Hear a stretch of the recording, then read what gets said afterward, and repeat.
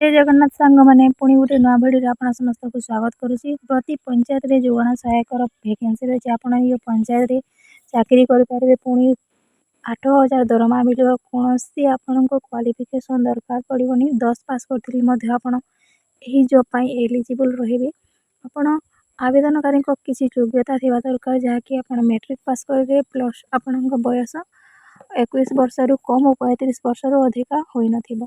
तो चलते भिडियो को स्टार्ट करवा। देखो आपणकर पंचायत समिति तरफ बहुत बड़ वैकेंसी रही जहाँकि आप जोगाण सहायक पोस्ट आपण प्रार्थीयुक्त ग्राम पंचायत स्थायी बासिंदा होते आप ग्राम पंचायत रोथे। आप पंचायत रे आपणकर ग्रामटी जाऊथबो तो आपण बयस 1/9/2025 सुधा 21 वर्ष रु कम और 35 वर्ष रु अधिका होई नथिबो। आवेदनकारी मैट्रिक +2 +3 जहाँ भी पास करथिबे ता आपण अप्लाई कर पारे। मैट्रिक पढ़ी आप अप्लाई कर पारे। आपण दरमा 8,000 दिज्व प्रति मसरे। ता सहित आप स्पीड पोस्ट और रजिस्टर पोस्ट आपण डॉक्यूमेंट को सेंड करेंगे।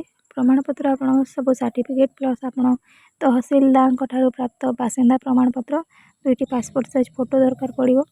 आवेदन पत्र प्रमाणपत्र थी लफाफा निज ग्राम पंचायत नाम सहित जोगाण सहायक आवेदन पत्र उल्लेख थी आवश्यक शर्तावली।